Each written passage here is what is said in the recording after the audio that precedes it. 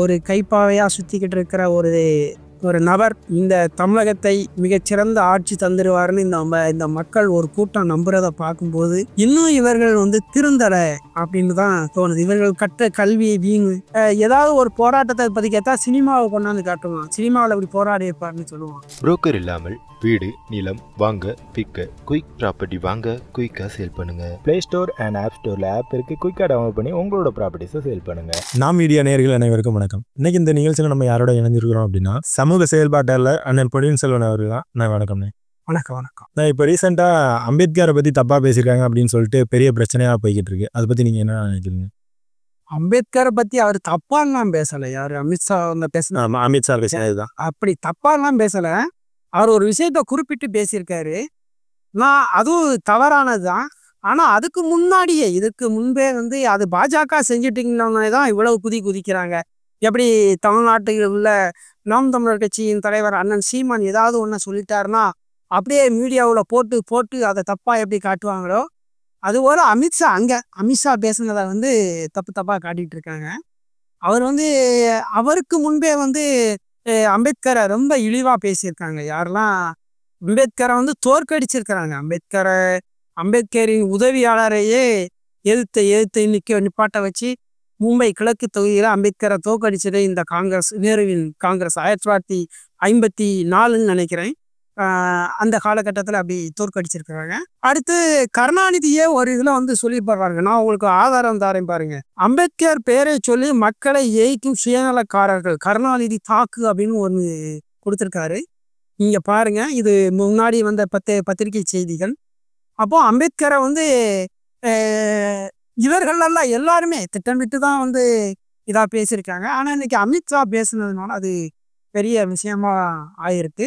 பல வகையில பல இடங்கள்ல அம்பேத்கரை மிக இழிவாக நடத்தியது காங்கிரஸ். அம்பேத்கருடைய கனவுகளை ஓரளவுக்கு அதை நிறைவேற்றியது இந்த பாஜகன்னு கூட சொல்லலாம். ஏன்னா பாஜக அரசுல தான் நிறைய ஒரு துணை முதல்வராக நிறைய பேர் நியமனம் செய்யப்பட்டிருக்கிறாங்க. மகாராஷ்டிராவின் முதலமைச்சராக இருப்பவர் கூட ஒரு தாழ்த்தப்பட்டவர் இதுக்கு முன்னாடி இருந்திருக்கிறாரு. இப்படி சொல்லிக்கிட்டே போகலாம். அமித்ஷா பேசுனதுனால இவங்களுக்கு ஒரு பிரச்சனை ஆயிருச்சு. அண்ணன் சீமான் அவர்கள் கூட அதுக்கு கண்டனம் தெரிவிச்சிருக்கிறாங்க. அண்ணன் சீமான் சரியா சொல்லியிருக்காரு. என்ன சொல்லியிருக்காருன்னா, அம்பேத்கர் பேரை சொல்லி தான் நீங்க எப்படி பேசுறீங்க, கடவுள்னு சொன்னா சொர்க்கம் கிடைக்குமா, வாழும்போது உயிரோட இருக்கும்போது சோறு தராத கடவுள், எனக்கு உதவி செய்யாத கடவுள், நான் செத்துக்கு அப்புறம் சொர்க்கம் தரணும்னு சொல்றத எப்படி நம்புறது?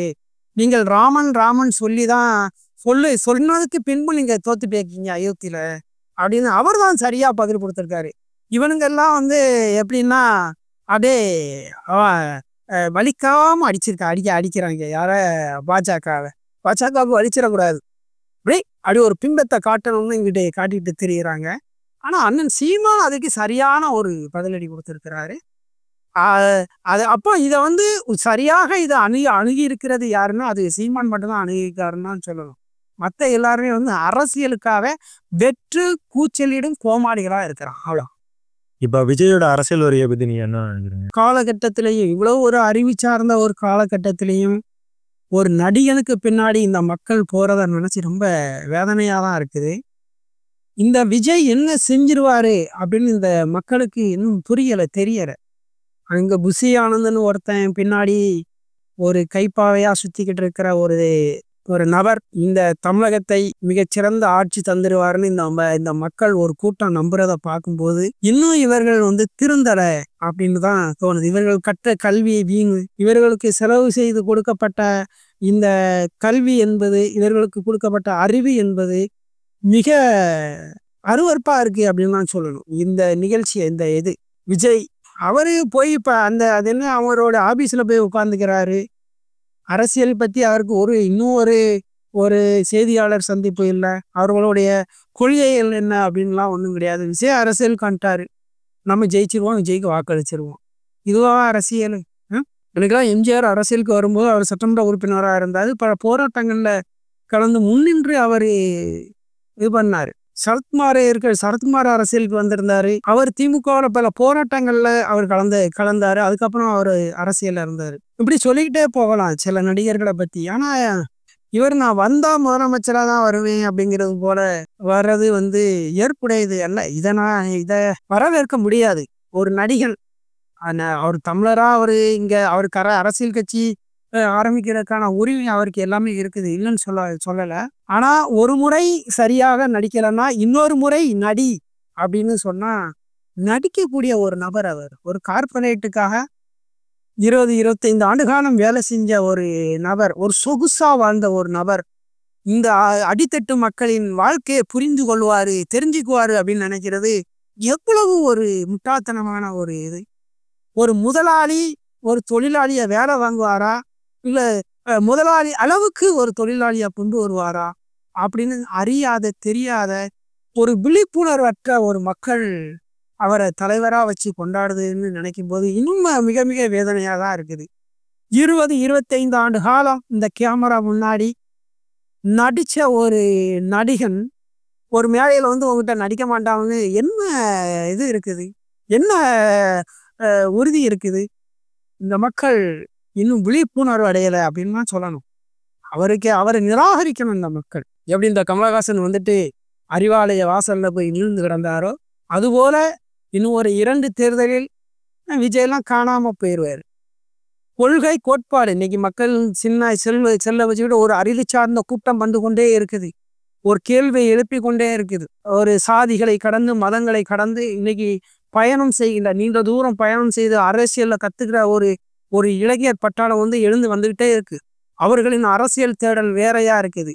ஆனா இந்த உள்ளூருக்குள்ள கடந்துக்கிட்டு இன்னும் பக்கத்து தெருவே தாண்டாத ஒரு ஒரு ஒரு ஒரு கூட்டம் தான் விஜய்னு சொல்லிக்கிட்டு இருக்குது. பார்க்கலாம், அவருடைய அரசியல் வெல்ல போறது இல்லை, அவருடைய கனவு பலிக்காது. அது கனவாகவே தான் இருக்கும். ஒரு நடிகன், அவ்வளவுதான். 20 ஆண்டு காலம் ஒரு கேமரா முன்னாடி நடிச்ச ஒரு நடிகன் இப்போது மேடையில வந்து நடிச்சுட்டு இருக்காரு, அவ்வளவுதான். அதை எப்படி மக்கள் சரியான பாடத்தை கொடுப்பாங்க அப்படிங்கிறது எனக்கு நம்பிக்கை இருக்கு. அதனால விஜய் வந்து இந்த அரசியல்ல தோற்று ஓடி போவார் என்பது மட்டும் உண்மை. இப்போ நீங்க இப்படி சொல்றீங்க. பட் சீமான் அவர்கள் ஆரம்பத்தில் விஜய் அரசியல் வர போறேன் அப்படின்னு சொல்லி அறிவிச்ச உடனே என்னோட தம்பி அவன் வந்தா நான் சப்போர்ட் பண்ணுவேன் அப்படின்னு சொன்னது எல்லாமே விஜயோட கூட்டணி கிடைக்கும் அப்படிங்கிற நினைப்புல சீமான் சொன்னதா பல பேர் சொல்றாங்க. பட் இப்போ அவர் வந்து கூட்டத்தை போட்டு வெற்றிகரமாக நடத்தி முடிச்சிட்டாரு. அதில் எல்லாமே சீமானுக்கும் சாதகமாக இல்லாமல் திமுகவுக்கும் சாதகமாக இல்லாமல் தனியாக போகிறதுனால விஜயை எதுக்குறாரு. அன்பு தம்பின்னு சொன்ன வாயாலேயே லாரியில் அடிபட்டு செத்து போவ அப்படின்லாம் சொல்கிற மாதிரி நிறைய காணொலிகள் நீங்களே பார்த்துருக்கீங்க. இதை பற்றி தப்பான ஒரு புரிதல். அடிபட்டு செத்து போகணும்னு அவர் சொல்லலை. விஜய்கிட்ட நிறைய கார் இருக்குது, அவர் சொகுசா அப்படி அழகா வருவார். தனி விமானத்தில் போகக்கூடிய அளவிற்கு அவர்கிட்ட வந்து பணம் காசெல்லாம் இருக்குது. அவர் வசதி படித்தார், அதனால அவர் நடுரோட்டிலலாம் வந்து நிற்க மாட்டார். அண்ணன் சீமான் சொன்னது வேற. அவர் என்ன சொன்னாருன்னா ஒரு அரசியலுக்காக அதை சொன்னார். அது ரொம்ப சீரியஸாக எடுத்துக்கணும்லாம் இல்லை. அண்ணன் சீமான் வந்து வரவேற்றார். ஏன் வரவேற்றார்னா அறிவில் சிறந்த ஒரு தம்பியா இருக்கிறான், அவன் பின்னாடி ஒரு இளைய கூட்டம் இருக்குது, ஒரு கூட்டம் இருக்குது அப்படின்னு அவர் நினைச்சு நம்ம மட்டும்தான் சண்டை செய்யணுமா அந்த திராவிடத்தை எடுத்து, தம்பியும் வரட்டும், அவருக்கு தான் இந்த நிலத்தில் அரசியலை தொடங்குகின்ற உரிமை இருக்கு அப்படின்னு அண்ணன் சீமான் வந்து ஒரு பெருந்தன்மையாக தான் அதை நினைச்சாரு. அதனாலதான் ஒவ்வொரு செய்தியாளர்கள் சந்திப்புலையும் என்னுடைய தம்பி அப்படின்னு மிக உரிமையோடு ஒரு அன்போடு அவர் வந்து சொன்னார். அது வந்து ஒரு உயரிய ஒரு மனிதன், இந்த மண்ணையும் மக்களையும் நேசிக்கின்ற ஒரு மனிதன், ஒரு அரக்கனை எதிர்ப்பதற்கு நமக்கு ஒரு ஆள் தேவை அப்படின்னு நினைக்கின்ற ஒரு மனிதன் அதை பேசினாரு. அதன் அடிப்படையில தான் அன்னை வரவேற்றாரு. ஆனா வந்தவன் இன்னொருத்தன் எழுதி கொடுத்தத சுய சிந்தனையின்றி படிச்சதை அவரால் பொறுத்துக்க முடியாது. ஆட்சி அதிகாரத்திற்கு வராத ஒருவனை நீ தாக்கி பேசுற அப்படின்னு சொன்னா அப்ப நீ எவ்வளவு பெரிய பூ முட்டை அப்படிங்கிறத அவரை சொன்னாரு. நீ கூவாத முட்டை, நீ வந்து கூவ போறதே இல்லை, நீ பொறிக்க போறதே இல்லை அப்படின்னு சொல்லி அவரு சொன்னாரு. அதை அப்படிதான் நாம எடுத்துக்கணும். அதனால வந்து இது வந்து அரசியலுக்காக மட்டும்தான். என் தம்பி அரசியலுக்கு வரணும் அப்படின்னு சொன்னது வந்து ஒரு மிகப்பெரிய ஒரு பூதம். இந்த திராவிட என்கின்ற ஒரு பூதத்தை எதிர்ப்பதற்கு நமக்கு ஒரு துணை, நம்ம மட்டும் சண்டை செய்ய முடியாது, இன்னொருத்தரும் அது இருக்கட்டும் காலத்துல அப்படிங்கிறது தான் அவரு சொன்னதை தவிர. ஆனா வந்தவன் இவ்வளவு பெரிய ஒரு தத்தியா இருப்பாங்கிறது அவருக்கு தெரியல. விஜய் வந்து நல்ல இப்படி சினிமா துறையிலலாம் இருந்திருக்கிறாரு. ஒரு ஒரு ஒரு சரியான ஒரு நபரா இருப்பாரு. ஒரு ஒரு தமிழன் இவ்வளவு பெரிய ஒரு கூட்டத்தை ஏற்படுத்தி வச்சிருக்கிறாரு அப்படின்னு அவர் நினைச்சாரு. ஒரு வரலாறு தெரிந்தவன், ஒரு பூகோளத்தை தெரிஞ்சவன், இந்த தமிழகத்தை தெரிஞ்சவன், இந்த மக்களை அறிந்தவன், எல்லாம் தெரியும் நம்மள மாதிரி அப்படின்னு நினைச்சாரு. ஆனா வந்தேன் தத்தின்னு தெரிஞ்ச உடனே அவர் கொஞ்சம் கோபம் ஆயிடுச்சு. அது ஒரு அரசியல் முரண் ஆகிருச்சு. எழுதி கொடுக்கதை சுய சிந்தனையின்றி இன்னொருவன் எழுதி கொடுப்பதை ஒருத்தன் வாசிச்சுட்டு ஒருத்தன் பேசுறான், நான் கத்தி பேசுறாங்க அப்படின்னு சொல்லிட்டு இவன் கத்தி பேசிட்டு போனது, அது உள்ளபடியே நமக்கு வந்து எனக்கு பிடிக்கல தான். நான் ஓராண்டுகளுக்கு முன்பே அதை நான் பேசியிருக்கிறேன். விஜய் இன்னைக்கு இல்லை, 2 ஆண்டுகளுக்கு முன்பே கோயம்புத்தூர்ல இருக்கிற மீடியா மைன்ஸ் என்கின்ற ஒரு யூடியூப் சேனலுக்கு நான் அளித்த பேட்டியில நான் வந்து அதை எதிர்ப்பு தெரிவிச்சிருப்பேன். ஏன்னா அன்னைக்கு நான் விஜய் ரசிகர், இன்னைக்கு விஜய் ரசிகர் தான். என்னை ரசிகரா அவங்க அந்த பேட்டியில கேட்கும்போது நான் சொல்லியிருப்பேன், எனக்கு வந்து விஜய் வந்து தலைவராக முடியாது, அவர் வந்து சினிமா துறையில இருக்கிற ஒரு நடிகர் மட்டும்தான். எனக்கு தலைவர் அப்படின்னு சொன்னா அவர் வந்து என்னுடைய நிலத்தை பற்றி தெரிஞ்சிருக்கிறணும், என்னை நிறைய நேசிக்கணும், அவன் தான் எனக்கு தலைவனா வர முடியும். ஒரு கார்பரேட் கைக்கூலி, ஒரு கார்பரேட் சொல்லுகிற ஒருத்தன் வந்து இங்க வந்து நிக்க முடியாது, வெல்ல முடியாது அப்படின்னு நான் சொல்லியிருக்கிறேன். அதைத்தான் நான் இப்பவும் சொல்றேன். விஜய் வந்து எனக்கு திரையில் மட்டும்தான் நான் அவருக்கு ரசிகர். அவருடைய இதெல்லாம் நான் ரசிப்பேன். பூவே உனக்காக திரைப்படத்துல தொடங்கிய அந்த விஜய் என்கின்ற ஒரு நடிகன் மீதான அந்த விருப்பம் இன்னும் தொடருது. ஆனா அவர் தலைவரா ஒரு காலம் ஏற்க மாட்டேன், அவருக்கு வாக்குலாம் செலுத்த மாட்டேன். அதெல்லாம் மிகப்பெரிய ஒரு என் நிலத்தை எனக்கு ஒரு இறையாண்மைன்னு ஒண்ணு இருக்குது. என் இறையாண்மையை பற்றி யார் பேசுவார்களோ அவர்களுக்கு தான் என்னுடைய வாக்கா இருக்கும். அது அண்ணன் சீமானுக்காகத்தான் இருக்கும். அது நாம் தமிழர் கட்சி பிள்ளைகளுக்காகத்தான் இருக்கும். அவர்கள் தான் இந்த நிலத்திற்கான அரசியலை செய்கிறார்கள், அவர்கள் தான் இந்த நிலத்திற்கான அரசியலை பேசுகிறார்கள், அவர்கள் தான் இந்த மக்களை வந்து நேசிக்கிறாங்க, அவர்களுக்கு தான் என்னுடைய வாக்கு. அதனால வந்து விஜய் வந்து அரசியலுக்கு வரலாம், அவருக்கு உரிமை இருக்குது. ஆனால் காணாமல் ஓடி போய் விடுவார். பல கேள்விகளை பல தம்பிமார்கள் எழுப்பும்போது இவர் காணாம போயிடுவாங்கிறதா என்னுடைய கருத்து. அதிகமாக பாதிக்கப்படுறது நாம் தமிழர் கட்சின்னு சொல்றாங்க. ஏன்னா நாம் தமிழர் கட்சியில அதிகப்படியாக இளைஞர்கள் தான் இருக்கிறாங்க. இந்த இளைஞர்களோட வாக்கு அடுத்த தேர்தலில் விஜய்க்கு போக வாய்ப்பு இருக்கு அப்படிங்கிற மாதிரி நிறைய சொல்றாங்க. வேறையா யாருமே சொல்லலை தம்பி, கருணாநிதி குடும்ப ஊடகங்கள் தான் அப்படி சொல்லுது, வேற யாரும் அப்படிலாம் ஒன்றும் சொல்லலை. அப்பெல்லாம் யாரும் போக மாட்டாங்க. நாம் தமிழர் கட்சியில பயணம் செய்கின்ற ஒவ்வொரு தம்பிமாரும் வந்து இந்த வரலாறை தெரிந்தவர்கள், தமிழர் யார் என்று தெரிந்தவர்கள். அவங்க வந்து போய் தியேட்டர்ல போய் தன்னுடைய தலைவனை தேட மாட்டாங்க. விஜயனுடைய அந்த ஒரு மாநாடு நடத்தணுன்னே காரி துப்பிட்டு போயிட்டே இருந்தாங்க நாம் தமிழர் கட்சிக்கார தம்பிமார்கள். அவன் தான் எண்ணற்ற கேள்விகளை விஜய்க்கு வந்து சமூக வலைதளங்கள்ல வச்சிருந்தது. அதனால வந்து நாம் தமிழர் கட்சிக்கெல்லாம் எந்த இழப்பும் ஏற்படாது. அப்படி ஒரு தம்பி கூட வந்து போக மாட்டாங்க. அது கருணாநிதி குடும்ப தொலைக்காட்சி நமக்கு பாதிப்பு வந்துடும், நாம வந்து நம்மளை சொன்னா வந்து மக்கள் எதுவும் நினைச்சுக்குவாங்க, அதனால பக்கத்துல இருக்க சீமானை சொல்லுவோம் அப்படின்னு சொல்லி சீமானுக்கு இழப்பு ஏற்பட்டுரும், அவருக்கு இழப்பு ஏற்பட்டுரும், எங்களுக்கு இல்லை அவருக்கு இழப்பு ஏற்பட்டுரும் அப்படின்னு இவர்கள் 2 பேருக்கு சண்டை எடுத்து விடுறானே தவிர சீமானுக்கு ஒரு துளி அளவும் ஒரு மயிரின் முனை அளவு கூட என்ன செய்யாது, அவருக்கு இழப்பு ஏற்படாது. அது இழப்புன்னா ஒரு கேவலம்னா இந்த அரசியலுக்கு வந்து இந்த அரசியலை புரிஞ்சிக்காம தெரிஞ்சிக்காம சும்மா அறகுறையா வந்து நின்றுட்டு போற விஜய்க்கு தான் இழப்பு கேவலம் எல்லாமே வறுமையை தவிர நாம் தமிழர் கட்சிக்கு ஒரு காலமும் வராது. சீமான் பின்னாடி நிற்பவர்கள் வந்து வாக்காளர்கள் அல்ல, அவர்கள் போராளிகள். சீமான் பின்ன கட்சியில இருப்பவர்கள் வந்து அரசியல்வாதிகள் அல்ல, அவர்கள் மக்களுக்கானவர்கள். இந்த வரலாறை, பண்பாட்டை, கலாச்சாரத்தை, இந்த மரபை, தமிழர் நிலத்தை உயிர் கொண்டு நேசிப்பவர்கள். அவர்கள் வந்து நாம் தமிழர் கட்சியை விட்டு போக மாட்டாங்க. நீங்க எங்கேயாவது பார்த்திருக்கீங்களா தம்பி? நீக்கப்பட்ட ஒரு பாசறையும் எங்கேயாவது இங்க பார்த்திருக்கீங்களா? கிடையாது, கிடையாது. அதாவது கட்சியை விட்டு வெளியே போ அப்படின்னு சொல்ற, நான் போக மாட்டேன், இது என் கட்சின்னு சொல்லி இருக்கிற ஒரே ஒரு இயக்கம் எதுன்னு சொன்னா அது வந்து நாம் தமிழர் கட்சி இயக்கம் தான்.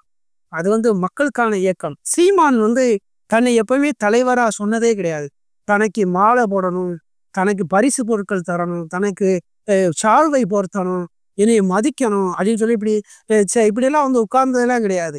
அங்க ஒரு மேடை அமைச்சிருப்பாங்க. அந்த மேடையில கூரைகள் கூட இருக்காது, வெட்ட வெளியா இருக்கும்.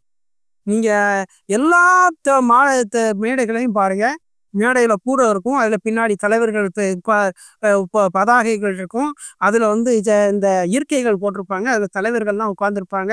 தலைவரை புகழ்த்தி புகழ்த்தி பேசுவாங்க. கருணாநிதி எல்லாம் நான் காது கூசுற அளவுக்கு புகழ்த்தி பேசுவாங்க. நான் கேட்டிருக்கேன். வைகோவெல்லாம் காது கூசுற அளவுக்கு புகழ்த்தி பேசுவாங்க. அவர்களுக்கு மாலை போடுவாங்க, நினைவு கேடயங்கள் வழங்குவாங்க, பொன்னாடை பொருத்துவாங்க. பொன்னாடையை பட்டாடையாக போடுகிறேன், அந்த ஆடையா போடுறேன், இந்த ஆடையா போடுறேன் அப்படின்னு சொல்லிலாம் போடுவாங்க. அப்புறம் அவரை மகிழ்விப்பதற்கு என்னென்னலாம் செய்யணுமோ அதெல்லாம் செய்வாங்க. அது நாம் தமிழர் கட்சியில் அப்படிலாம் கிடையாது. அண்ணன் சீமான் வருவாரு, அவர் மேடையிலன்னா அவர் எந்த மேடையிலாச்சும் இருந்து நீங்க பாத்துக்கலாம். நாம் தமிழர் கட்சி மேடையில அவர் கீழே மக்களோடு தான் உட்காந்துருப்பாரு, தரையில கூட உட்காந்துருப்பாரு. சேர்லன்னா அவனை கீழே உட்காந்துக்கிறேன்டா கொஞ்சம் சௌரியமாக உட்காந்துக்குவாரு. அப்படியாப்பட்ட ஆளு, ஒரு எளிய மனிதன் சீமான். அவர் பின்னாடி ஒரு கூட்டம் இருக்குது, ஒரு வலுவான ஒரு தம்பிமார்கள் இருக்காங்கன்னா பெருமை. நல்லா நாம் தமிழர் கட்சியில நாம் தமிழர் கட்சி கட்சியில இல்லை, நான் இதுவரைக்கும் ஒரு உறுப்பினர் கார்டு கூட வாங்கினது கிடையாது.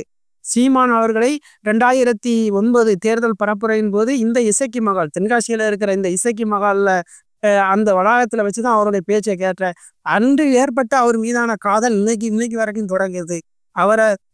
அவருக்கு நான் யாருன்னே தெரியாது, ஆனா அவர் கூட இருந்து ஒரு வழக்கமான எல்லாரும் கூட இங்க புகைப்படம் எடுத்த மாதிரி அவங்களையும் நான் அவர் கூட இருந்து புகைப்படம் எடுத்திருக்கேன். ஆனா நான் யாருன்னு அவருக்கு தெரியாது, ஆனா அவரை உயிர் கொண்டு நேசிக்கிறேன். அவரை அன்றிலிருந்து அந்த 2009 இருந்து அவர் கட்சியே தொடங்கலை.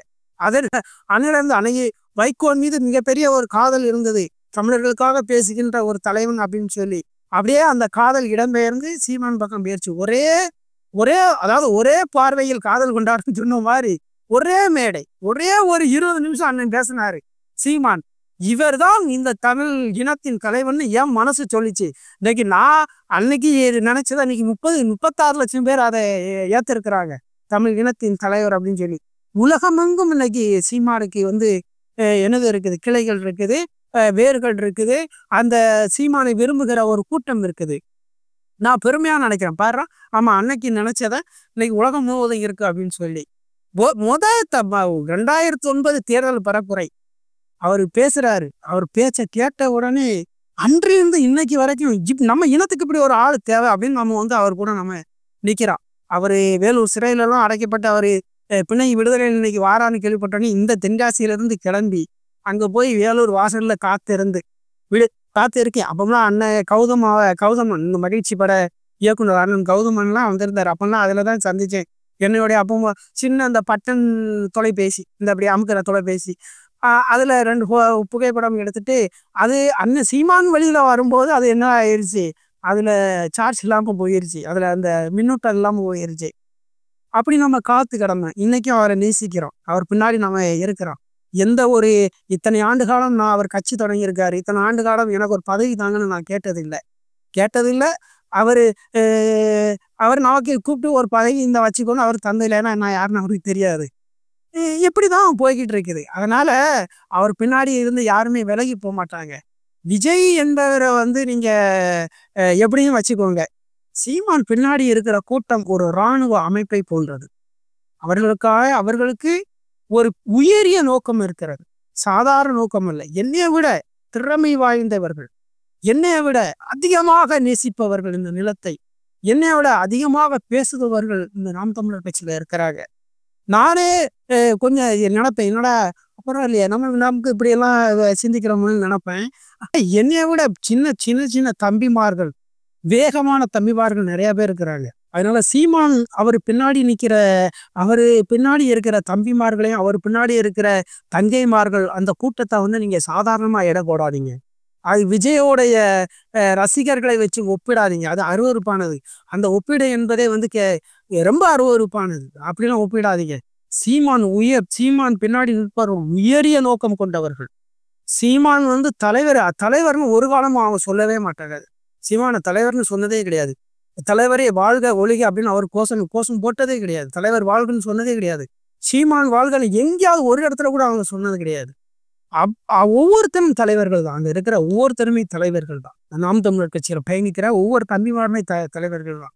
அப்படி பேசுவார்கள், அப்படி சொல்லுவார்கள். உயரிய சிந்தனையும் உயரிய நோக்கமும் உயரிய இந்த நாம் இந்த நிலத்தில் தலை சிறந்தவர்களாக வர வேண்டும் அப்படின்னு நினைக்கக்கூடிய ஒரு மிகப்பெரிய ஆற்றல் கொன்ற ஒரு மனிதர்கள் இருக்கிற இயக்கம் நாம் தமிழர் இயக்கம். அதை கொண்டு இந்த குப்பையோடு ஒப்பிடாதீர்கள், இனிமே ஒப்பிடாதீங்க தம்பி. இந்த கேள்வியெல்லாம் நீங்க அப்படி கேட்காது. இந்த விஜய் பின்னாடி நிற்கிற ஒரு ரசிக கூட்டத்தை பற்றிலாம் கேட்காதீங்க. திமுகவுக்காவது ஒரு நோக்கம் இருக்குது, திராவிடன் என்கின்ற ஒரு நோக்கம் இருக்குது. அவன் நம்மளோட தர்க்கம் செய்வான், சண்டை செய்வான். விஜய் பின்னாடி நிற்கிறவனுக்கு என்ன தெரியும் தம்பி? அவன் ஏதாவது ஒரு போராட்டத்தை பற்றி கேட்டால் சினிமாவை கொண்டாந்து காட்டுவான், சினிமாவில் இப்படி போராடி இருப்பாருன்னு சொல்லுவான். சரி விடுங்க. இப்போ நீங்க சொல்றீங்க நிறைய பேர் கட்சியை விட்டு போகவே மாட்டாங்க, சீமான் முன்னாடி நிற்கிறாங்க அப்படின்னு. பட் இந்த லாஸ்ட் 1 மந்த்தாவே நிறைய பேர் கட்சியில கூட்டமா வெளியே போயிட்டு இருக்காங்க. வெளியே தம்பி அதெல்லாம் இந்த கருணாநிதி குடும்ப தொலைக்காட்சிகள் திட்டமிட்டு பரப்புற ஒரு இது. இப்போ நான் உகநூர்ல இன்னைக்கு நாம் தமிழர் கட்சியை விட்டு விலகுகிறேன், கொஞ்சம் அப்படி நிக்கிறேன் அப்படின்னு சொன்னா உடனே எனக்கு பைக்கை தீட்டு கொண்டு வந்து காலையில கதவை தட்டி நீ குளிக்காத்தாலும் பரவாயில்ல எனக்கு பேட்டி கொடுன்னு கேட்கிற ஆட்கள் இருக்கான். அருவறுப்பான ஒரு ஊடக அறமற்ற அருவறுப்பான ஒரு ஊடகம் எதுனா இந்த கருணாநிதி குடும்ப இப்ப இருக்கிற திராவிட ஆதரவு ஊடகங்கள். அவங்களுக்கு அறம்னா என்னதுனே கிடையாது. அவன் யாருன்னே தெரியாது. கட்சியில ஏதோ ஒரு நோக்கத்துக்கு வந்திருப்பான். அவன் வெளியேறி போனா கோட்டும், எங்களுக்கெல்லாம் ஒன்றும் இல்லை. ஒரு இராணுவம் எப்போதும் இளமையோடு, எந்த நாட்டின் இராணுவத்தை எடுத்துக்கோங்க, ஒரு இளமையோடு இருக்கும் எப்பவுமே. அவன் அந்த மண்ணுக்காக சண்டை செஞ்சுக்கிட்டே இருப்பான், அவன் எதையுமே எதிர்பார்க்க மாட்டான். ஆனா அந்த இராணுவம் இளமையோடு இருக்கு, நாள்தோறும் போடுவான், பயிற்சி எடுப்பான், இது பண்ணுவான். அது மாதிரிதான் நாம் தமிழர் கட்சி. அது வெல்லுது வெல்லலை, நிலத்திற்காக அவர்கள் படித்து கொண்டே இருப்பார்கள், இந்த நிலத்திற்காக உழைத்து கொண்டே இருப்பார்கள். இந்த நிலம் என்னது அப்படின்னு காதலிக்கிறவன். நீ இப்பெல்லாம் நீங்க இந்த நடந்து போகும்போது எங்க பார்த்தாலும் இந்த நெகிழி கழிவுகள், இந்த பிளாஸ்டிக் கழிவுகளை பார்த்து எவன் மனது வருத்தப்படுதோ அவன் நாம் தமிழர் கட்சிக்காரனா இருப்பான். இந்த ஓடுகிற சாக்கடை சரியாக ஓட போகலை அப்படின்னு சொன்னா எவன் வருந்துகிறானோ அப்ப நாம் தமிழர் கட்சிக்காரனா இருப்பான். மரங்கள் வெட்டி வீழ்த்தப்படும் போது, அந்த சாலை விரிவாக்கம் என்ற பேர்ல வெட்டி கீழே கிடக்கும் போது எவன் உள்ளம் கதறுகிறதோ அவன் நாம் தமிழர் கட்சிக்காரனா இருப்பான். இந்த மலைகள் நொறுக்கப்பட்டு அந்த மலைகள் அப்படியே இந்த புற்றுநோய் ஏற்பட்டது மாதிரி அப்படியே உள்ள ஒரு ஒரு ஒரு ஒரு ஒரு ஆழமா அந்த காயம் ஏற்பட்டது மாதிரி ஒரு புட்டிஞ்சி எரிஞ்ச மாதிரி அதை பார்த்து எவன் மறந்துகிறானோ அவன் நாம் தமிழர் கட்சிக்காரனா இருப்பான். கனிம வளங்கள் இந்த கேரளாவுக்கு கடத்தப்படும் போது எவன் மனது எவன் இதயம் வலிக்கிறதோ அவன் நாம் தமிழர் கட்சிக்காரனா இருப்பான் தம்பி. நீங்களாம் இந்த பிற கட்சிக்காரர்களோடு ஒப்பிடாதீங்க. நாம் தமிழர் கட்சிக்கார உயரிய நோக்கங்கள் கொண்டவர்கள். அவர்கள் இந்த மண்ணை உயிர் கொண்டு காதலிப்பவர்கள் முதலாவது தெரிஞ்சுக்கோங்க. காதலியத்தான் காதலிப்பா. தலைவர் பிரபாகரன் என் தங்கச்சி ஒருத்தனை சொன்னாங்க மேடையில, சின்ன வயசுல அவன் ஒரு காதலிக்கு கவிதை எழுதிக்கிட்டு காதலிக்கு என்ன பரிசு கொடுக்கலாம்னு நினைச்சிட்டு இருந்த போது எங்க தலைவர் 150 ரூபாய்க்கு துப்பாக்கி வாங்கினார்னு ஒரு வரலாறு பதிவு செஞ்சாங்க. அதுபோல இன்னைக்கு நாம் தமிழர் கட்சியில இருக்கிற ஒவ்வொரு தம்பிமாரும் தன் காதலியை விட இந்த நிலத்தை நேசிக்கிறான், இந்த நிலத்தை விரும்புகிறான், நம்ம நாடு இப்படி இருக்கணும்னு நினைக்கிறான். அரசாங்க உயர் அதிகாரிகள் எவனுமே தமிழர் கிடையாது தம்பி, அதை தெரிஞ்சுக்கோங்க. அவன் மிக தெளிவாதான் போடுறான். சின்ன சின்ன சின்ன இந்த எடுபூடி வேலைகளுக்கு நிற்கிற இந்த பதவிகள் ஃபுல்லா, இந்த வேலைகள் ஃபுல்லா நம்ம ஆளுக்கு போட்டுட்டு உயர் பதவியை ஃபுல்லா அவன் வேற ஆளை நியமிக்கிறான் அந்த திராவிடன். அது KN நேருவே சொல்றாரு, நீங்க வாங்க இந்த நம்ம ஆளுதான் சொல்லுங்க, நம்ம உடனே உங்களுக்கு அரசுல வேலை ஓட்டு தந்துடுவோம் அப்படின்லாம் சொல்றாரு. அதை இங்க எதுக்குறதுக்கு ஒரு சாதி சங்க தலைவனுக்கு பக்கு இல்லை, திராணி இல்லை. இங்க நாங்க நாடாக்கமாறு, நாங்க தேவமாறு, நாங்க பறையர்கள், நாங்க வெள்ளாளரு, நாங்க வன்னியர்னு சொல்லி பேசிட்டாலேதான். அந்த ரெட்டி மாநாட்டுல இந்த நேரு பேசுனதை குறித்து எவனுமே பேசல, யாருமே பேசல. ஆனா இவன் ஜாதி சண்டை போட்டுக்கிட்டு இருக்கிறான். நீ எப்படி பேசலாம், நீ இந்த தமிழர் நிலத்துல நீ எப்படி இந்த மாதிரி பேசலாம் தட்டி கேட்கறதுக்கு ஒருத்தன் இல்லை. அதை பேசுறது நாம் தமிழர் கட்சி மட்டும்தான்.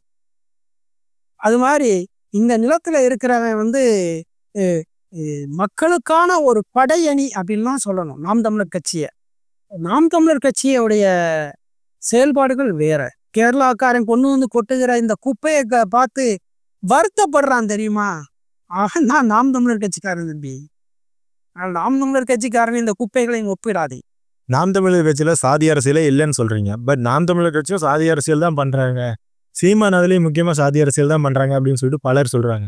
இதை பற்றி நீங்கள் என்ன சொல்கிறீங்க? பலர் யாருமே சொல்லலை, திராவிடர்கள் தான் சொல்கிறான். அவன் ஒரு வட்டத்துக்குள்ள அடைக்கலாம்னு நினைக்கிறான் சார். இப்போ சரத்குமார் வந்தார், சமத்துவ மக்கள் கட்சின்னு தான் வச்சுருந்தார். ஆனால் பாருங்க, அவரை நாடாரு அப்படின்னு ஒதுக்கிட்டாங்க. ஐயா ராமதாஸ் உயரிய நோக்கத்தோடு இந்த மக்களுக்காக முன்ன ஒரு தலைவர் ஐயா, அவங்களை வந்து என்ன நான் ஐயாவோட இருந்திருக்கேன். ஐயா வியனரசு என்னுடைய மதிப்புமிக்க அரசியல் அல்ல எனக்கு கற்றுத்தந்த என்னுடைய பெருமைமிக்க தலைவர் வியனரசு ஐயா அவர்கள் நானும் தைலாபுரம் தோட்டத்தில் இருந்திருக்கிறோம். அப்போ ஐயாவெல்லாம் நான் சந்திச்சிருக்கேன். அவருடைய அந்த சமூக நீதிங்கிற புத்தகங்கள் எல்லாம் மிகப்பெரிய அதெல்லாம் படித்து பார்த்துட்டு அப்படி வியந்திருக்கிறேன். அந்த ஐயாவை வந்து ஒரு வன்னியருங்கிற ஒரு வட்டத்துக்கு அடைச்சிட்டாங்க. ஐயா திருமாவளவன் அவர்கள், அவர் வந்து தமிழ் பெயர் மாற்றியவர். 2000களில் நீங்கள் பார்த்தீங்கன்னா தன்னுடைய தந்தைக்கே பெயர் மாற்றியவர். அப்படி ஒரு உயரிய நோக்கம் கொண்டவரை வந்து பழைய சமூகத்துக்குள்ள அடைச்சிட்டாங்க. சிறிதர் வாண்டையார்கள், எர்லாவூர் நாராயண்கள், இப்படியெல்லாம் வந்து சாதியாக தான் எல்லாருமே நின்னாங்க. ஆனால் சீமான் என்பவர் வந்து தமிழர்களுக்கான ஒரு அரசியலை அவர் வந்து பேசுகிறாரு. அதுதான் உண்மை, அதுதான் சரியானது. இந்த தமிழக எல்லையை விட்டு வெளியே போனால் நமக்கு தமிழர்ன்னு தான் பேர். நம்ம எந்த சாதி சொன்னாலும் இவர் நல்லவர்னா வந்து விட்டுற மாட்டாங்க. புனியை வச்சு அடி வெளுக்கத்தான் செய்வாங்க. கர்நாடகாவில் தண்ணி கேட்கும்போது அவர் என்ன சாதிக்காரன்னா கேட்டடிச்சான், தமிழ் மொழி பேசினா அடி வெளுத்தான். அது மாதிரி KPN நிறுவனத்தோடைய 65 பேருந்துகள் வந்து 65க்கும் மேற்பட்ட பேருந்துகள் எரித்து சாம்பலாக்கப்பட்டுச்சு. அவர் தமிழர் என்பதாலேயே அந்த இது சாம்பலாக்கப்பட்டுச்சு. இப்படி தமிழர்களாகத்தான் அவன் பார்க்குறானே தவிர யாருமே சாதியாக பார்க்கல. அதுதான் உண்மையும் கூட. இங்கே வந்து ஒரு மொழியின் வச்சுதான் இந்த இனம் என்று அடையாளம் காட்டப்படும். சாதினா ஒரு அடையாளம் கிடையாது. அது குப்பை, ஒரு சாக்கடை. அது வந்து அந்த பெருமை என்பது வந்து ஒருத்தனுக்கு வந்து இழிவு தானே தவிர இரக்கம் தானே தவிர அவனை மேன்மைப்படுத்த முடியாது. நான் சாதியா நின்னா இன்னொருத்தனுக்கு அடிமையாக தான் நம்ம இருப்போம். அந்த அரசியலை தான் இன்னைக்கு அண்ணன் சீமான் அவர்கள் வந்து எங்களுக்கு சொல்லி தந்திருக்கிறார். இதை நான் மிகவே இல்லைன்னா நமக்கு இன்னும் கருணாநிதி ஜெயலலிதாவை தான் இல்லை, ஜெயலலிதாவெல்லாம் நம்ம அந்த பட்டியலே கொண்டு வந்திருக்க மாட்டோம். கருணாநிதியை தான் தமிழ் இனத்தின் தலைவராக இன்னும் நம்ம நினச்சிக்கிட்டு இருந்திருப்போம். அப்படியாப்பட்ட ஒரு சூழ்நிலை தான் இருந்திருக்கும். ஆனால் அதையெல்லாம் அது இல்லை அப்படின்னு ஒரு தெளிவான ஒரு அரசியலை கற்றுப்படுத்தவர் அண்ணன் சீமான் அவர்கள். சாதி அப்படி என்பது வந்து இடை வந்த உன்னுடைய இரக்கம். அதாவது நீ சாதியை பேசினா உனக்கு வந்து எதுவுமே இல்லை அப்படின்னு தான் வந்து சொல்லியிருக்காரு. மண்புழு கூட ஒரு உதவும், ஆனால் சாதியும் மதமும் எதுக்கும் உதவாது அப்படின்னு வந்து சொல்லியிருக்காரு. சாதி மலத்தின் வாசனையை விட கேவலமானது அப்படின்லாம் பேசியிருக்காரு. நீ சாதியா, நீ எனக்கு வாழ்க்கை ஆவாகோ, அளிக்கும் வாக்கு எனக்கு தீட்டு அப்படின்லாம் சொன்ன ஒரு மிகப்பெரிய ஒரு தத்துவார்த்தமான தலைவர் சீமான் அவர்கள். சீமான் சாதியாக நின்னாரு அப்படின்னு சொன்னா அதை வந்து நம்ப முடியாது. அது எதிரிகள் வேற வழி இல்லாம சீமான் மீது பரப்பப்படுகின்ற ஒரு அவதூறாகவே நான் அதை பார்க்குறேன்.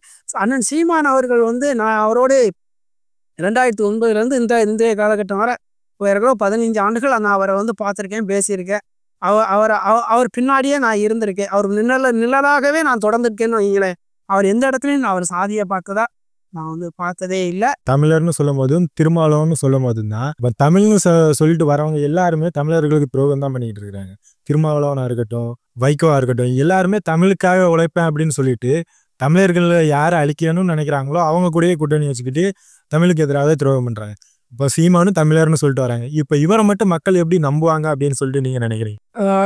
நீங்கள் பாருங்க, எண்ணற்ற இயக்கங்கள் இந்த நாட்டில் இருந்திருக்கு. இப்போ ஈழத்தை எடுத்துக்கிட்டிங்கன்னா, தமிழ் ஈழத்தை எடுத்துக்கிட்டிங்கன்னா அங்கே வந்து டெலோன்னு ஒரு அமைப்பு இருந்திருக்கு, EPLR அப்படின்னு ஒரு அமைப்பு இருந்திருக்கு, தமிழர்களுக்குள்ளே நிறைய அமைப்புகள் இருந்திருக்கு. ஆனால் கடைசி வரைக்கும் அந்த மக்கள்கிட்ட நின்னது வந்து விடுதலை புலிகள் அப்படிங்கிற ஒரு இயக்கம் மட்டும்தான். ஃப்ளாட்டு டெலோ ஃப்ளாட்டு EPLRF விடுதலை புலிகள் அப்படின்னு மிகப்பெரிய பலம் வாய்ந்த 4 அமைப்புகள்லாம் இருந்திருக்கு. ஆனால் அந்த 3 அமைப்புகளுமே காணாமல் போயிருச்சு. இந்த விடுதலை புலிகள் என்கின்ற அமைப்பு மட்டும்தான் அந்த மக்கள் மத்தியில் கடைசி வரைக்கும் இன்னைக்கும் விடுதலை புலிகள் என்கின்ற ஒரு அமைப்பு மட்டும்தான் நிற்கிது.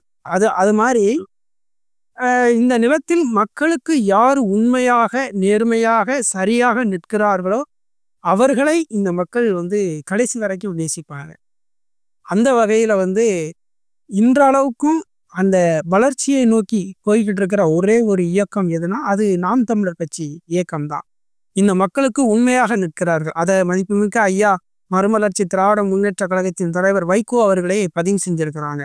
சீமான் நேர்மையாக இருக்கிறார், அதனால அந்த மக்கள் விரும்புறாங்க அப்படின்னு சொல்லியிருக்காரு. அவருக்கு வளர்ச்சி இருக்குன்னு சொல்லியிருக்கிறாரு. அவர் ஒரு எதிர் முகாமை சார்ந்தவர். அதுபோல இந்த மக்களுக்கு உண்மையாக நேர்மையாக இருந்தால் இருக்கிறவங்க நிச்சயமா கடைசி வரைக்கும் நிலைத்து நிற்பார்கள். நாம் தமிழர் கட்சி நிலைத்து நிற்கும். அதை வீழ்த்துவதற்கு யாராலும் முடியாது. ஏனென்றால் அது தமிழர்களின் சதையும் இரத்தமும் ஆனது. மற்றதெல்லாம் வாடகைக்கு வந்தவர்கள் கொஞ்சம் காசு பணம் கொடுத்துட்டு கூட கொஞ்சம் ஓட்டுக்கு கூட இன்னைக்கு 1000 ரூபா கொடுத்தாங்கன்னா நாளைக்கு 2000 ரூபா கொடுத்தா அவன் வாங்கிக்குவான். ஆனால் ரத்தமும் சதையும் கொண்ட ஒரு இயக்கம் நாம் தமிழர் கட்சி இயக்கம். அந்த கட்சி தமிழர்களோடு நிற்கும், கடைசி வரைக்கும் நிற்கும். அவர்கள் நேர்மையாக நிற்கிறார்கள். அதனால் அவர்கள் வரலாற்றில் வாழ்ந்து கொண்டே இருப்பார். திருமாவளவனை பற்றி நீங்கள் என்ன நினைக்கிறீங்க? தமிழுக்காக வந்தார், இப்போ தமிழுக்காக இல்லை. ஐயா திருமாவளவன் அவரை பற்றி மதிப்பிடுற அளவுக்கு நம்ம பெரிய ஆள் கிடையாது. ஆனால் அவருடைய அந்த அரசியல் நடவடிக்கை என்பது மிக அருவருப்பானது. அதை நம்ம உறுதியாக சொல்கிறோம். ஏன்னா தமிழ்நாட்டில் அரசு பள்ளிகளில் படிக்கிற பெரும்பான்மையானவர்கள் பட்டியலின சமூக மக்கள் தான். ஆனால் அரசு பள்ளிக்கூடத்தை சீரமைப்பதற்கு அதை சரி செய்வதற்கு அரசுகிட்ட பணம் இல்லை. அந்த அரசு பள்ளிக்கூடத்தில் படித்தா வேலை வாய்ப்பு இல்லை. இப்படியாப்பட்ட சூழ்நிலையில இவர் எதற்காக இந்த திராவிட முன்னேற்ற கழகத்தை அதை ஆதரிக்கணும் அப்படின்னு நினைக்கும் போது அவரு இந்த மக்களுக்கே, இந்த பட்டியலின மக்களுக்கே துரோகம் செய்கிறாரு அப்படின்னு இந்த மக்கள் புரிந்து கொள்கிற ஒரு காலம் வரும். அந்த காலகட்டத்தில் அவரை தூக்கி எறிவாங்க. உறுதியா அந்த மக்கள் ஒரு விழிப்புணர்வு, அரசியல் விழிப்புணர்வு அடையும் போது திருமாவளவன் என்பவரே இல்லாம போயிடுவார். ஏன்னா பணத்தின் அடிப்படையில வாழுகிற அரசியல் நடத்துகிற திமுக கூட்டணியில அவர் இருக்கிறது அவருடைய மதிப்பிற்கு அது இழுக்கானது தான். அதை விட்டு அவர் வெளியே மக்களுக்கான அரசியலை நடத்த வேண்டும் அப்படிங்கிறது அந்த மக்கள் விரும்புகிறாங்க. அவர் தொடர்ந்து திமுக கூட்டணியில அவர் திமுக கட்சிக்காரராகவே தான் இன்னைக்கு இருக்கிறாரு. அப்படி தொடர்ந்து இருக்கும்போது அது அவருக்கு ஒரு இழப்பு ஏற்படும். அது மக்களே தீர்மானிப்பார்கள். அது அவர்கள் மக்களே அதுக்கான தண்டனையை அவங்க கொடுப்பாங்க. இப்போ அம்பேத்கரோட பிறந்தநாள் விழாவில் ஆதவ அர்ஜுனா திமுக எதிராக ஒரு வார்த்தை சொல்லிட்டாரு அப்படிங்கிறக்க அவர் கட்சியிலேருந்து நீக்கியிருக்காங்க. இதை பற்றி நீங்கள் என்ன நினைக்கிறீங்க? ஆதவ அர்ஜுனா எப்படி இந்த கட்சிக்கு உழைச்சி வந்தாருன்னு தெரில. வந்த உடனே அவரை எதன் அடிப்படையில் பொதுச் செயலாளர் ஆக்குனாங்க அப்படின்னு தெரில. அதை என்னுடைய மாமா திண்டுக்கல்லை சேர்ந்த தமிழரச பறையனார் ஏகப்பட்ட கேள்விகள்லாம் கேட்டிருக்காரு. அவர் ஒரு பறையர் நல்ல சங்கத்தின் ஒரு பெரிய தலைவராக இருக்கிறாரு. அவர் நிறைய கேள்வி கேட்டிருக்காரு. அதனால அந்த மக்களே கேள்வி கேட்பாங்க. ஆதவ அர்ஜுனா மிகப்பெரிய ஒரு பெட்டியோட தான் அவர் உடனடியாக அந்த கட்சியின் பொதுச் செயலாளர் ஆக்கப்பட்டார்.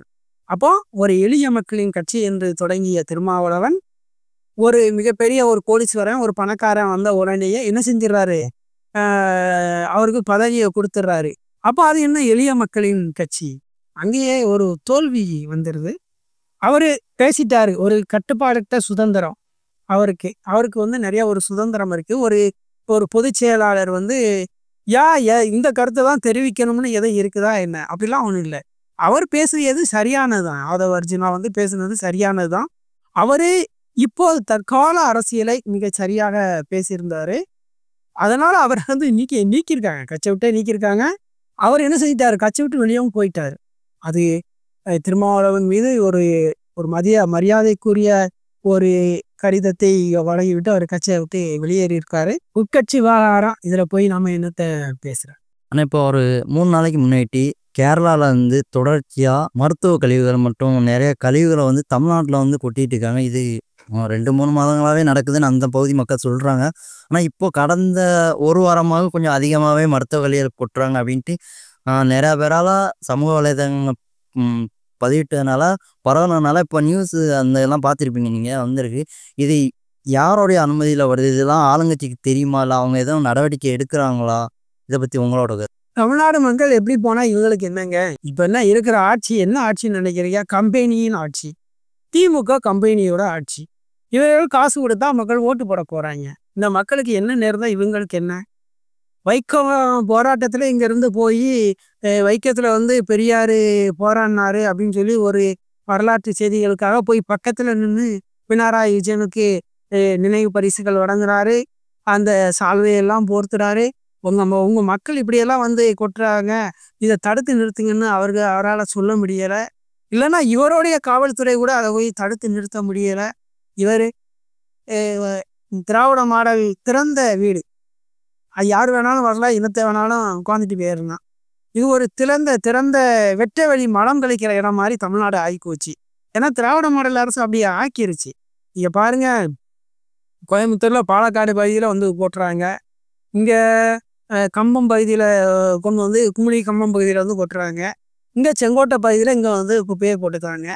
குப்பைகள் ஆட்சி செஞ்சா அப்புறம் குப்பையை தான் கொட்டுவாங்க.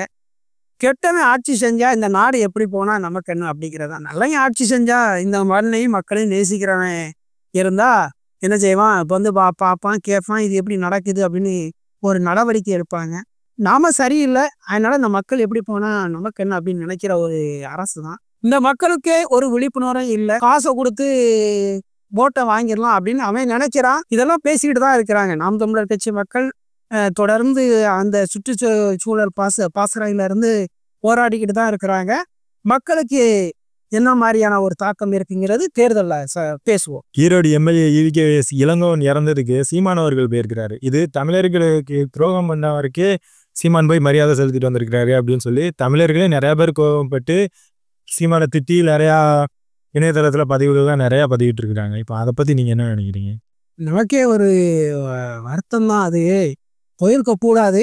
அது அவருக்கான அவருடைய மகனும் அவர் தனிப்பட்ட நட்பு இருந்துக்காங்க. அவர் நாம் தமிழர் கட்சி சார்பில் போன மாதிரி தெரில. தனிப்பட்ட ரீதியில் தான் அண்ணன் போயிருக்காரு. அதுக்கு அவருக்கு உரிமை இருக்குது. ஆனால் அது கூட அவர் போயிருக்கக்கூடாது. என்னன்னா, தமிழ் இனத்தின் இன்றைக்கு அடையாளம் முகவரியாக சீமான எல்லாருமே நிறைய பேர் பார்க்குறாங்க.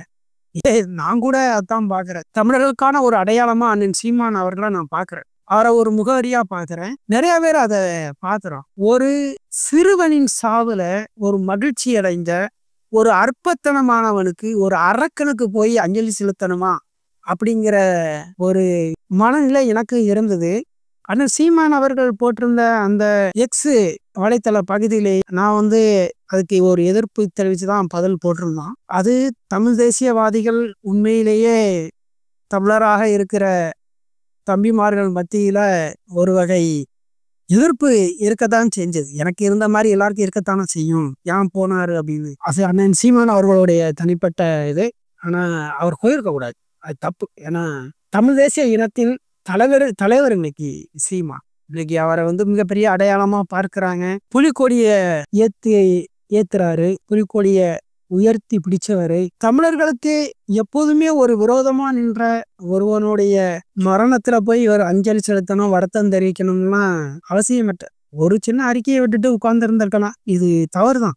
அண்ணன் புரிஞ்சுக்குவாரு. அது திட்டிருந்தா அது தப்பு தான். திட்டிருந்தா அது திட்டலாம் கூடாது. அவரு தனிப்பட்ட அது போயிருக்க கூடாது. போனதும் தப்பு தான். எல்லாமே தப்பு தான். ஆனால் நாம் தமிழர் கட்சி மேலே தொடர்ச்சியாக விமர்சனங்கள். நாம் தமிழர் கட்சி இதுவரைக்கும் எல்லா தேர்தலும் தனித்தையே போட்டிட்டு இது வரைக்கும் முன்னரே ஜெயிக்கலனாலும் தொடர்ச்சி அவங்க படிப்படியாக முன்னேறிக்கிட்டு வராங்க. இப்போது 8% ஓட்டு வாங்கி அங்கீகரிக்க கட்சியாக மாறி இருக்காங்க. அடுத்த தேர்தலில் இவங்களோட வளர்ச்சி எப்படி இருக்கும்? அதெல்லாம் புலி பாய்ச்சலாக இருக்கும். இந்த திமுக அரசு, இந்த திராவிட மாடல் அரசு எவ்வளவு ஒரு கேவலமான அரசு அப்படிங்கிறது இந்த மக்கள் எல்லாருமே தெரிஞ்சுக்கிட்டு தான் இருக்குது, பார்த்துட்டு தான் இருக்கிறாங்க. இவர் மகன், இவங்க குடும்பம் எப்படியெல்லாம் இந்த மக்களை ஏமாற்றுகிறார்கள் அப்படிங்கிறத மக்கள் அறிஞ்சுக்கிட்டு தான் இருக்கிறாங்க. என்ன இப்போ என்ன மக்கள் தெளிவானவர்கள், மக்கள் சரியானவர்கள், சரியா வாக்களிப்பாங்க அப்படிங்கிற ஒரு நம்பிக்கை இருக்கு. தமிழர்கள் தானே, நம்ம அண்ணன் தம்பிகள், மச்சான் மாமன், நம்ம ரத்த உறவுகள் தானே. இவர்கிட்ட நம்ம சொன்னா கேட்க தானே செய்வாங்க. எவ்வளவு ஒரு ஊழல் நிறைந்த ஊழல் மலிந்த அரசு என்ன ஒரு சின்ன ஒரு உதாரணம். பராமரிப்பு இல்லாம அரிசி சிந்திருச்சு ஒழுகிருச்சு அப்படின்னு சொல்லி 1900 கோடி ரூபாய் ஒரே ஆண்டுல இவ்வளவு மதிப்புள்ள ஒரு அரிசி போய் பராமரிப்பு இல்லாம போயிருச்சுன்னு ஒரு கணக்கு எழுதி வச்சிருந்தா இந்த அரசு எப்படியாப்பட்ட அரசியாக இருக்கும் அப்படிங்கிறத இந்த மக்கள் உணர்ந்துக்கிட்டு தான் இருக்கிறாங்க. இது சர்க்காரியா ஊழலை விட மிக மோசமான ஒரு ஊழல் இது. இதை மக்கள் என்ன அறியாமலா இருக்கிறாங்க. அதெல்லாம் சரியானவர்களுக்கு வாக்களிப்பாங்க. அந்த வகையில நாம் தமிழர் கட்சியின் பாய்ச்சல் புலி பாய்ச்சலா இருக்கும். அவர் சொல்லியிருக்காருல, 1 10ஆவும் 10 100ஆவும் 100 1000ஆவும் 1000 லட்சமாகும். இன்னைக்கு லட்சம் 36 லட்சம் ஆயிடுச்சு. இந்த 36 லட்சம் பேரால ஏன் இதை சாதிக்க முடியாது அப்படின்னு கேள்வி கேட்டிருக்கிறாரு. அதெல்லாம் மிகப்பெரிய ஒரு அறிவு சார்ந்த இளைஞர் படையை கொண்ட நாம் தமிழர் கட்சியின் பாய்ச்சல் கடுமையான ஒரு பாய்ச்சலா இருக்கும். அந்த 2026 தேர்தல் களம் என்பது நாம் தமிழர் கட்சிக்கான ஒரு களமாகவே இருக்கும். ஏன்னா அவர்களுடைய அந்த பேச்சு, அந்த மக்களுக்காக அவர்கள் பேசுகிற பேச்சு, உண்மையை பேசுகிற பேச்சு, நேர்மையாக நெஞ்சை நிமித்து அப்படி எவருக்கும் சமரசம் செய்யாம ஒரு எதிரியை சந்திக்க போகிற ஒரு போர்க்களத்தில் நிற்கிற போர் வீரனை போல அந்த நாம் தமிழர் கட்சி தம்பிமார்களும் தங்கைமார்களும் நிற்கிறதை பார்த்து மெய் சிலிர்த்து போகிறோம். அவர்களின் கேள்விகளுக்கு பதிலே சொல்ல முடியாது இந்த திராவிட திருவாயர்களால். அதனால் 2026 தேர்தல் களம் என்பது நாம் தமிழர் கட்சிக்கான களம் புலி பாய்ச்சலாக இருக்கும். அது ஒரு பெரிய ஒரு வரலாற்று மாற்றத்தை ஏற்படுத்தும் அப்படிங்கிற ஒரு நம்பிக்கை நம்மள்கிட்ட இருக்கு. அந்த நம்பிக்கையை இந்த தமிழ்நாடு மக்கள் சீமான் பின்னாடி நிற்பாங்க அப்படிங்கிற ஒரு நம்பிக்கையும் நமக்கு இருக்குது. அது நாம் தமிழர் கட்சி வெற்றி பெறும் அப்படிங்கிறது என்னுடைய கருத்து. இப்போ வரைக்குமே நாம் தமிழர் கட்சி எந்த ஒரு கூட்டணியுமே இல்லை. பட் கூட்டணி வச்சு நாம் தமிழர் கட்சி ஜெயிக்கிறதுக்கு அதிக வாய்ப்பு இருக்கு அப்படின்னு சொல்றாங்க. தனியாவே நின்று தான் ஜெயிக்கணும்னு இருக்குதா, இல்லை கூட்டணி வைக்கிறதுக்கு அடுத்த தேர்தல் அல்லது அதுக்கடுத்த தேர்தலில் கூட்டணி வைக்கிறதுக்கு ஏதாவது வாய்ப்பு இருக்கா? கூட்டணி நேர்மையா இருக்கிறவன் யாரு கூடயும் கூட்டணி வைக்க மாட்டாங்க. மேலும் நாம் தமிழர் கட்சி யாரு கூட கூட்டணி வைக்கும்னு நீங்க நினைக்கிறீங்க? எவர் கூடயுமே கூட்டணி வைக்க முடியாது. ஏன்னா இவர்கள் எல்லாருமே அதிகாரத்தில் இருந்தவர்கள், அதிகாரத்தை சுவைத்தவர்கள். ஈழத்தில் படுகொலை நடக்கும்போது தமிழர்கள் இங்கே இழிவுபடுத்தப்படும் போது, இந்த திராவிட மாடல் அரசு இழிவுபடுத்தும் போது வேடிக்கை பார்த்து கொண்டு தான் இருக்கிறாங்க. சீமான் மட்டும்தான் தன்னந்தனியா இந்த களத்துல நின்று கொண்டே இருக்கிறார். மற்ற எல்லாருமே அதிகாரத்தை சுவைச்சுக்கிட்டு வேடிக்கை தான் பார்த்துக்கிட்டு இருக்கிறாங்க. இப்போ புதுசா கட்சி ஆரம்பித்து வந்த அண்ணன் விஜய் அவர்கள் வேண்டுமானால் நாம் தமிழர் கட்சி கூட நிற்பதற்கான ஒரு தகுதி இருக்குது. ஏன்னா வேற யாருக்கும் அந்த தகுதி கிடையாது. யாருக்குமே எந்த கட்சிக்குமே அந்த தகுதி கிடையாதுன்னு தான் சொல்லணும். நிற்கவும் முடியாது. இவர்கள் எல்லாமே ஒரு வகை அதிகார போதையில இருக்கிறவங்க. அவங்க நாம் தமிழர் கட்சி கூட இருக்க மாட்டாங்க. அவங்களுக்கு மேடை போடணும், மேடையில உட்காரணும். இவர்கள் தலைவர்களாகவும் கீழே இருப்பவர்கள் தொண்டர்களாகவும் ஊழியர்களாகவும் பார்க்கப்படுறாங்க. அப்படி நாம் தமிழர் கட்சியில இல்லை. நான் ஒருவேளை நாம் தமிழர் கட்சி வென்றுட்டு அப்படின்னு சொன்னா அது வரலாற்றில் மிகப்பெரிய ஒரு புரட்சிகரமான ஒரு செயல். தமிழர்களுக்கென்று, அதாவது தமிழர்களுக்குன்னு ஒரு தனி குணம் உண்டுன்னு சொல்லுவாங்க தெரியுமா? அந்த புரட்சிகரமான சிந்தனை கொண்டவர்களாக வரலாற்றில் பொன்னெழுத்துக்களால் பொறிக்கப்படுவார்கள். ஆனால் நாம் தமிழர் கட்சி யாரு கூட கூட்டணி வைக்கணும் அப்படிங்கிறதெல்லாம் இவர்களுடைய அரசியல் நோக்கம் என்பதே தனியானது. மிகப்பெரிய இளைஞர்கள் படையை கொண்டது. வயது முதிர்ந்தவர்களுக்கெல்லாம் அவங்க வாக்கு செலுத்துபவர்களாக தான் இருப்பாங்க. இவர்கள் தேர்வு செய்கின்ற அந்த போட்டியாளர்களே இளைஞர்களாகவும் பல்வேறு திறன்களை கொண்டவர்களாகவும் இருக்கிறாங்க. படித்தவர்களாக, கண்ணியமிக்கவர்களாக, சமூகத்தில் நல்ல ஒரு மனிதனாக உலாவுகிறவர்களாக தான் அவங்க இருக்கிறாங்க. அப்படிங்கும்போது இதை திமுகவில் அதிமுகவில் எதிர்பார்க்க முடியாது. பிற கட்சிகள்லையும் இதை எதிர்பார்க்க முடியாது. எளிய மக்கள் அதை நாம சொல்லணும். பொருளாதாரத்துல இதுலையுமே மிக எளிய மக்களை தான் நாம் தமிழர் கட்சி தேர்வு செய்யுது. இப்போ நீங்களே கூட்டணி கூட மற்ற எந்த கட்சி கூடயுமே கூட்டணி வைக்க வாய்ப்பு இல்லைன்னு சொல்றீங்க.